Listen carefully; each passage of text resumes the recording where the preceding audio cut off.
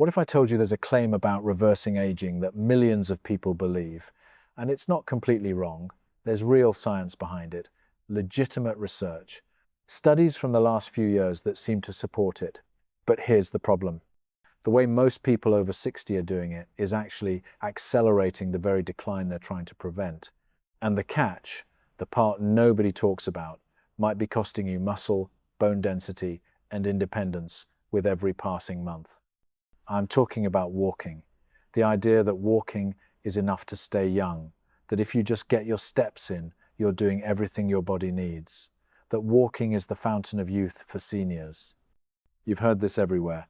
10,000 steps, walk 30 minutes a day. Walking is the best exercise for older adults. And I'm not here to tell you walking is bad. It's not. It's wonderful. It's one of the most accessible, sustainable activities anyone can do. But here's what recent research from 2022 through 2024 is making increasingly clear. For people over 60, walking alone is not enough. And if it's the only thing you're doing, you might be setting yourself up for the exact problems you're trying to avoid. By the end of this video, you'll know exactly who should rely on walking, who needs to add something else, and the one mistake that turns this healthy habit into a slow-motion trap.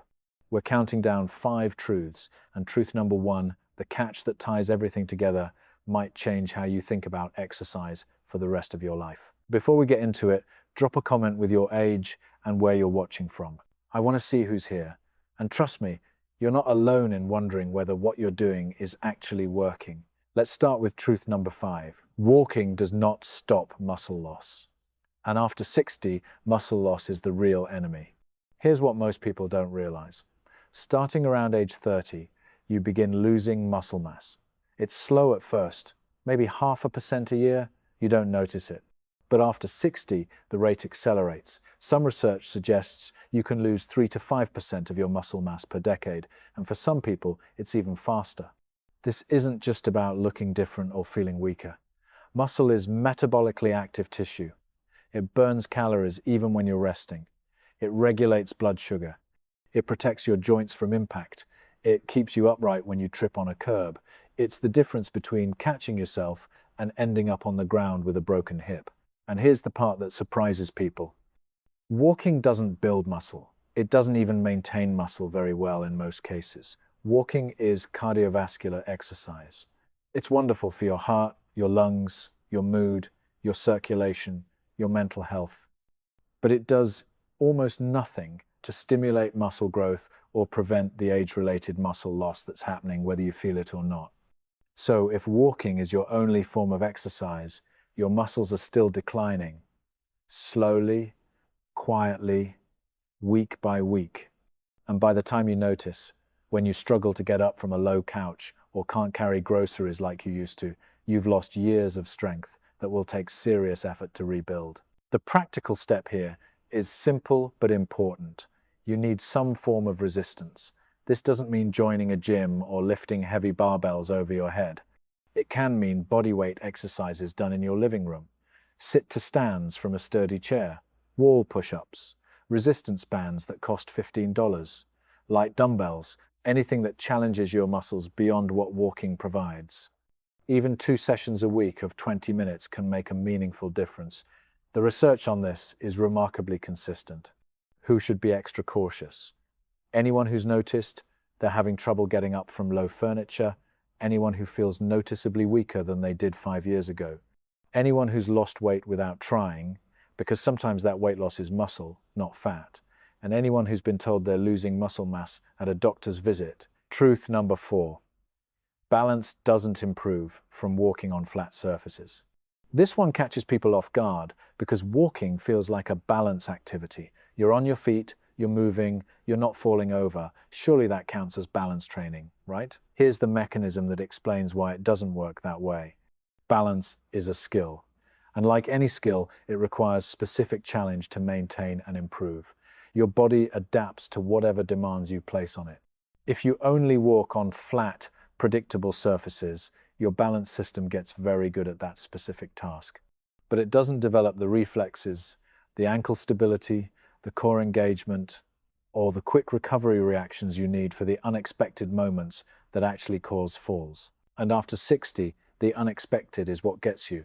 A grandchild's toy on the floor, a wet bathroom tile, a curb you didn't see coming, a dog that suddenly cuts in front of you on a walk, an uneven sidewalk, a slippery rug. Falls are one of the leading causes of serious injury, disability, and loss of independence in older adults. The statistics are sobering, and the research is clear on this point. Reducing fall risk requires specific balance training, not just walking. Actual exercises that challenge your stability in controlled, progressively difficult ways. This might mean standing on one foot while holding a kitchen counter for safety. Tandem walking, where you place one foot directly in front of the other like you're on a tightrope. Heel-to-toe exercises across your living room. Gentle weight shifts from side to side. Eventually, doing these things with your eyes closed or on a slightly softer surface like a folded towel. And here's what no one mentions about this. If you've been walking for years without any dedicated balance work, your balance might actually be worse than you think it is. Because you've been practicing a very narrow slice of stability while the broader system slowly declined, you're good at walking on flat ground. But that's not where falls happen. Practical step. Add 2 to 3 minutes of dedicated balance work at least 3 times a week. You can do it while waiting for your morning coffee to brew. It doesn't require any equipment, but it does require intention and consistency. Who should be extra cautious? Anyone who's had a fall in the past year, even if you weren't hurt. Anyone who feels unsteady, on stairs, or in the dark. Anyone who avoids certain activities because they're worried about losing balance. And anyone taking medications that affect dizziness, blood pressure, or coordination. Truth number 3. Bone density needs impact, and walking might not provide enough. Your bones are living tissue. They respond to mechanical stress. When you place demands on them, they get stronger. When you don't, they get weaker. This is called Wolff's Law, and it's been understood in medicine for over a century. The problem is, walking is a low-impact activity. And for most people who have been walking regularly for years, your bones have completely adapted to the stress of walking. They've handled it millions of times. It's not a new stimulus anymore. It's maintenance at best. And for many people, it's not even that. For people over 60, especially women after menopause, bone density loss is a serious concern. Osteoporosis and osteopenia affect millions of older adults. Fractures from falls can be life-changing events. And while walking is certainly better than sitting on a couch, it may not be enough to meaningfully slow bone loss or build new bone density. What does work? Higher impact activities like jumping, hopping, or stair climbing, and resistance training, which stresses bones through muscle contractions. Here's why that works. When you lift something heavy or push against resistance, your muscles pull hard on the bones they're attached to. That pulling creates stress on the bone, and that stress is what signals the bones to maintain their density and strength. Now, I'm not suggesting you start doing box jumps or high-impact aerobics. Safety absolutely matters, especially if you already have bone density concerns. But there's a middle ground that most people can safely explore. Light jumping in place, even just lifting your heels and dropping them. Step-ups onto a low platform, resistance exercises that load the spine and hips where fractures are most dangerous. These activities can provide the stimulus that walking simply doesn't offer. And here's the thing that concerns me.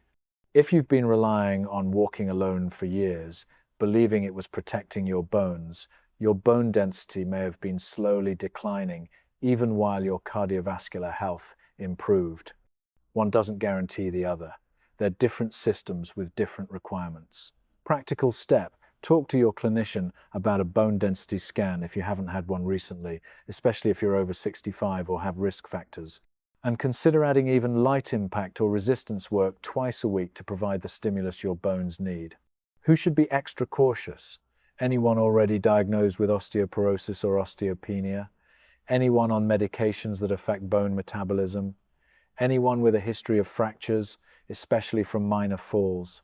For these individuals, the type and intensity of impact exercise needs to be carefully chosen with professional guidance.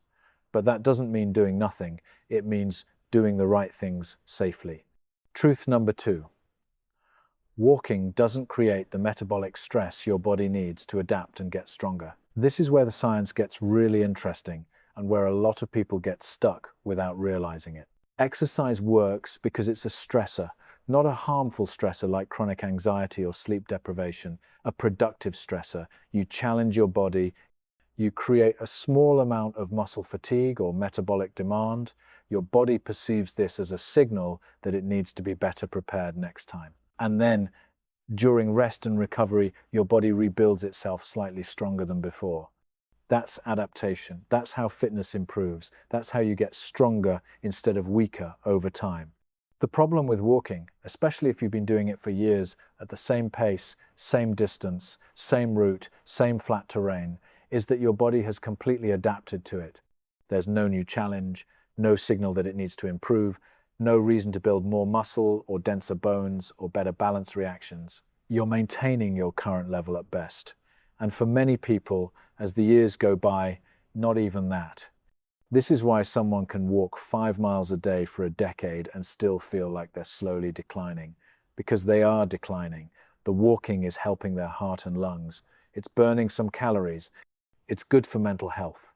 But it's not providing the progressive challenge their muscles, bones, and nervous system need to stay robust. Progressive overload is a principle from exercise science that applies to everyone, regardless of age. It means gradually increasing the difficulty of what you do. More resistance, more repetitions, more challenge, more novelty. Without progressive overload, your body has no reason to get stronger. It just coasts. And here's where everything flips. If walking is the only thing you do, and you've been doing the same walk for years, you've essentially plateaued. Your body adapted long ago. Now it's just going through the motions while feeling like exercise. And the systems that need new challenges to stay strong, your muscles, your bones, your balance reactions, your power output, they're slowly declining, even while you feel like you're being active and doing the right thing. That's the trap. Feeling active while still declining. Practical step. If you love walking, keep doing it.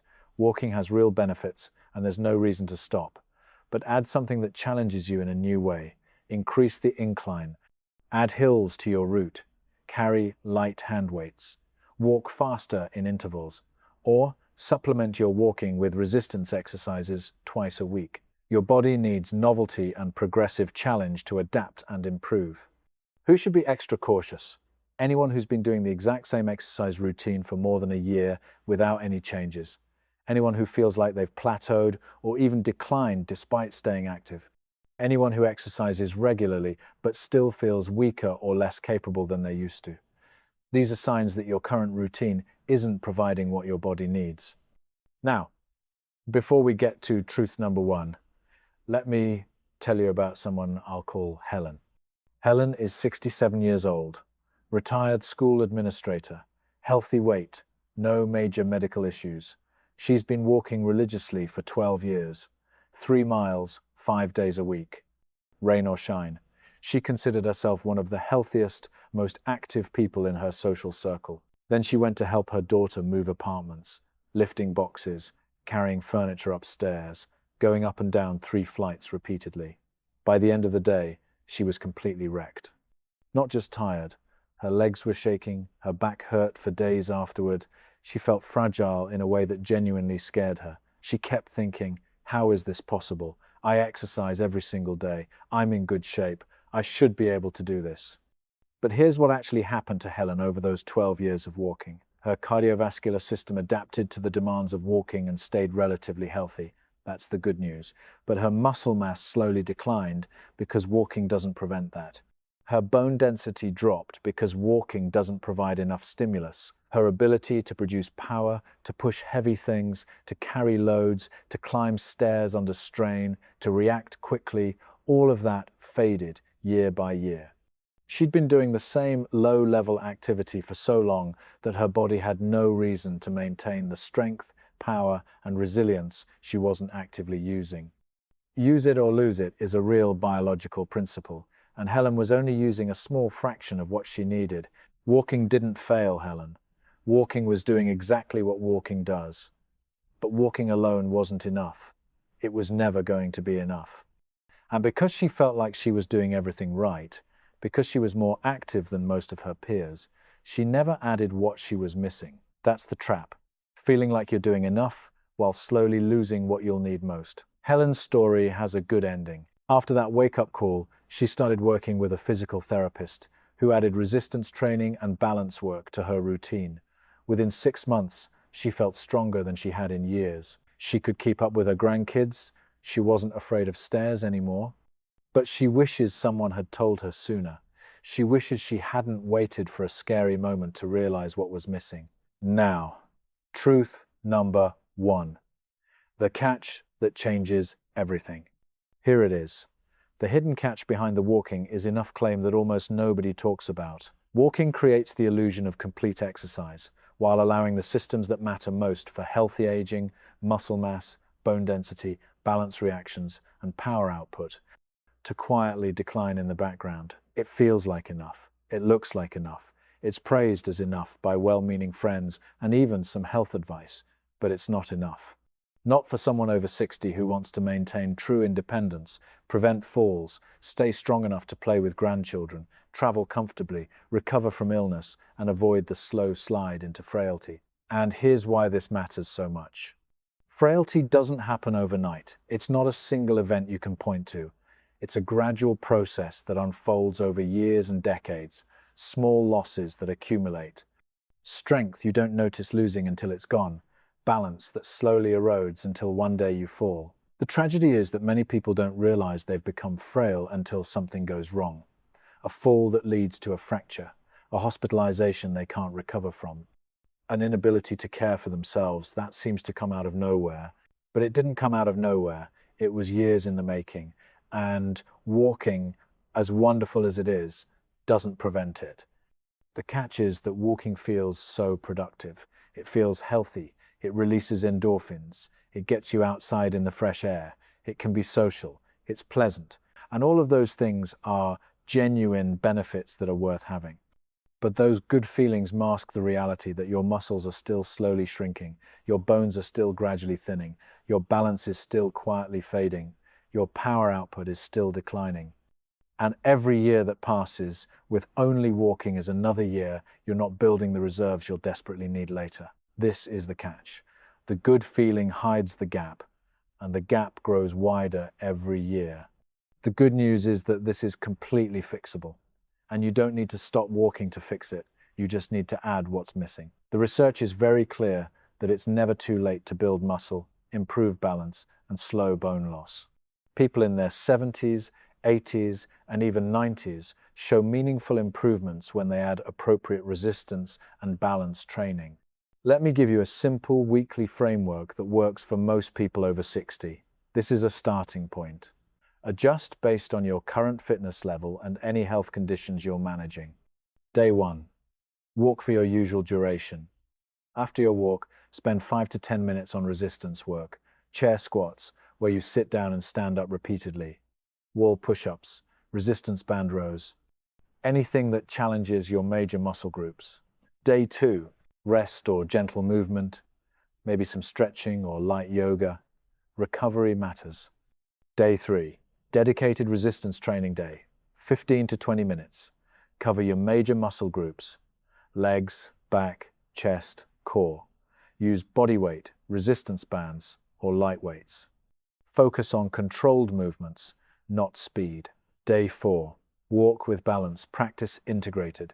Every few minutes during your walk, pause and stand on one foot for 10 to 15 seconds each side.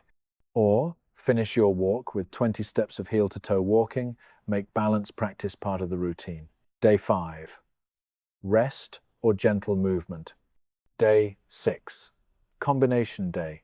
A short walk, then resistance work, then balance practice. A complete session that addresses all the systems walking misses. Day 7. Full rest. Your body rebuilds and adapts during rest.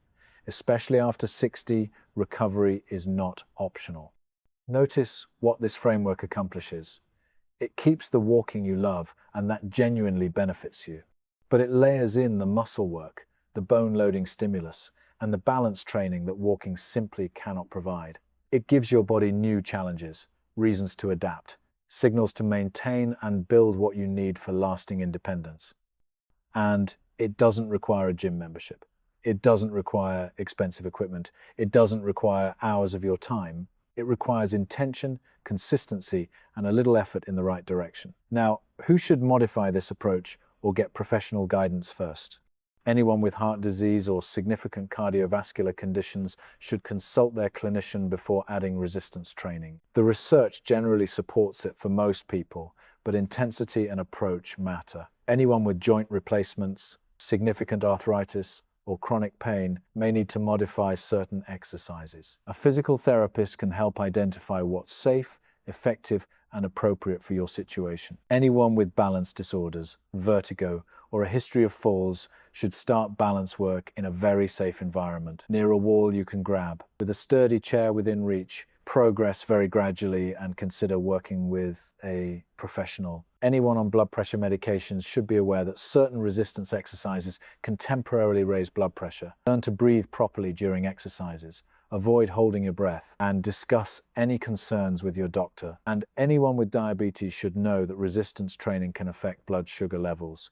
This is often a beneficial effect, but it may require adjustments to medications or eating patterns over time. The point is, this isn't a one-size-fits-all prescription. But for most people over 60, some form of resistance training and balance work is not optional for healthy aging. It's essential, and walking alone, no matter how consistently you do it, will never provide it. Let me leave you with this thought. The aging process is not entirely within your control. Genetics play a role. Life circumstances play a role. Things happen that you can't predict or prevent. But how you age, how much strength you maintain, how steady you stay on your feet, how capable you remain, how independent you stay, that's far more modifiable than most people realize. The research is remarkably consistent on this point. People who maintain muscle mass, bone density, and balance capacity live longer, stay independent longer, recover better from illness and injury, and report higher quality of life in their later years. Walking is absolutely part of that picture, an important part, a valuable part. Please don't stop walking. But it's not the whole picture, and now you know the catch. The question is, what will you do with this information? Here's my ask. Put a comment below and tell me which of these 5 truths surprised you the most. The muscle loss piece? The balance revelation, the bone density issue, the progressive overload problem, or the catch itself? While you're at it, tell me your biggest concern about aging. Is it pain that limits what you can do? Balance and fear of falling? Energy that's not what it used to be? Staying independent in your own home? I read every comment, and they help me understand what topics matter most to the people watching. If you found value in this video, consider subscribing to the channel. I make content like this regularly, breaking down the real science of healthy aging in a way that's practical, honest, and actually useful. No hype, no miracle solutions, no exaggerated promises. Just information you can apply to your own life. And if you know someone who walks every day but doesn't do any strength or balance work, maybe a spouse, a friend, a parent, consider sharing this video with them, not to scare them, not to criticize what they're doing, but to give them the complete picture so they can make an informed choice. Because here's what I truly believe. The catch only hurts you if you don't know about it. If you keep walking without knowing what's missing, the years slip by and the decline continues invisibly. But now you know. You know what walking provides and what it doesn't. You know what your body actually needs to stay strong, stable, and independent. You know, the simple additions that can change your trajectory,